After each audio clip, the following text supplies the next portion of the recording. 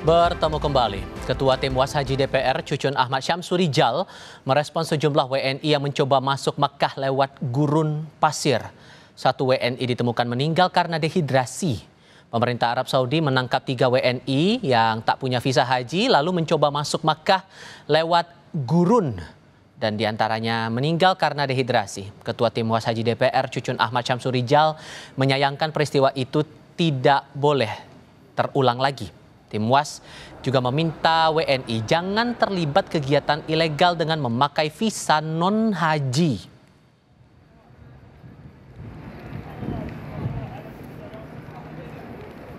Ke depan tidak ada lagi siapapun menggunakan praktek-praktek yang ilegal, yang tidak sesuai dengan undang-undang, mau pakai visa apapun.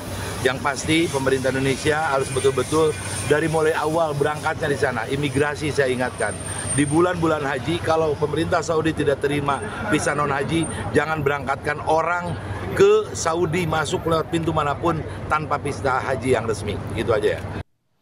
Saat ini lewat pukul 3 sore waktu Arab Saudi, kita tinjau persiapan jelang wukuf di Tanah Suci Makkah lewat laporan dari jurnalis Kompas TV Rahmat Ibrahim. Assalamualaikum Ibrahim, bisa cerita lebih banyak soal persiapan jelang wukuf terutama jelang lempar jumroh yang akan berlangsung jadi bagian dari puncak haji ini? Waalaikumsalam warahmatullahi wabarakatuh. Tifal Solesa dari Indonesia. Saat ini memang untuk jemaah haji dari Patuna, jelang wukuf mereka mengisi kegiatan dengan memperbanyak beribadah seperti yang tengah dilakukan saat ini jelang waktu asar Arab Saudi. Jemaah akan menggelar sholat berjamaah.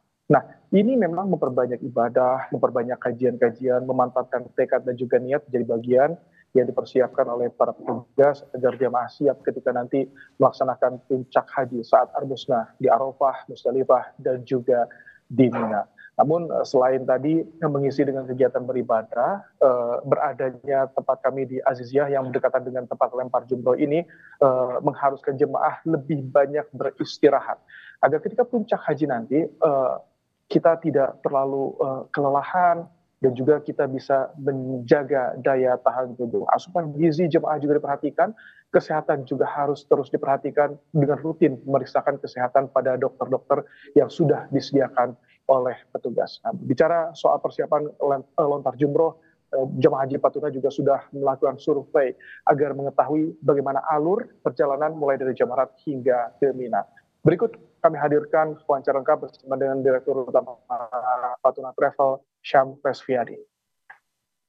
Apartemen ini adalah jalan Tarik Sidki namanya, di mana memang ini jalanan tembus ke kota Mina dari kota Aziziyah di bawah sana. Mereka survei semua nanti di mana letak tenda-tenda mereka, bagaimana lokasi jumroh dan segala macam, biar nanti pada saat hari haji, hari-hari Arafah Mina, area-area Mina, tanggal 10, 11, 12, 13 Zulhijjah, mereka udah paham lokasi tempat melontar mereka dan tenda-tenda mereka di.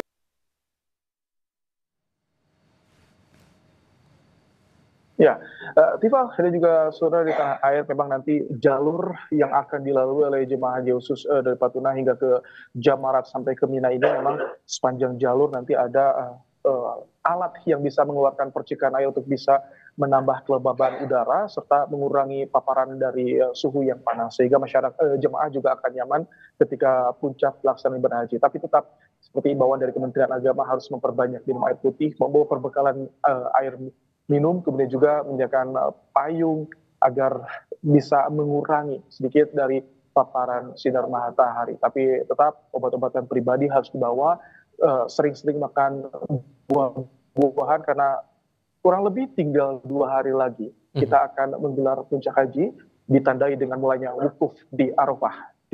Membayangkan bahwa puncak haji akan berkumpul jamaah dari banyak negara dengan kondisi cuaca yang sangat terik, bahkan laporannya sampai 50 derajat Celcius di sana. Bentuk pendampingan ataupun arahan apa yang sering disampaikan kepada para jamaah ini sebelum menuju ke puncak haji, karena pasti kondisi kesehatan jadi concern di sini.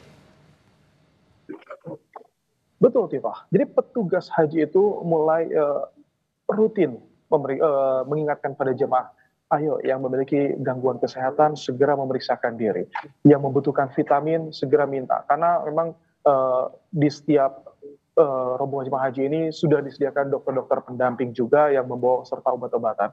Kemudian juga untuk nanti di jalur Jamarat hingga ke Mina itu ada golf cart yang bisa digunakan oleh jemaah haji. Jadi ketika memang dirasa tidak mampu untuk berjalan lebih jauh lagi, maka nanti bisa menghubungi petugas tour leader atau juga mutawifnya untuk meminta diantarkan menggunakan golf cart hingga sampai ke selesai lepas jumroh ataupun juga nanti hingga sampai ke mabit di Mina. Jadi sebetulnya kemudahan-kemudahan ini sudah dipersiapkan. Namun yang terpenting adalah bagaimana jemaah haji itu sendiri bisa sadar dengan daya tahan tubuhnya, bisa sadar dengan kemampuannya.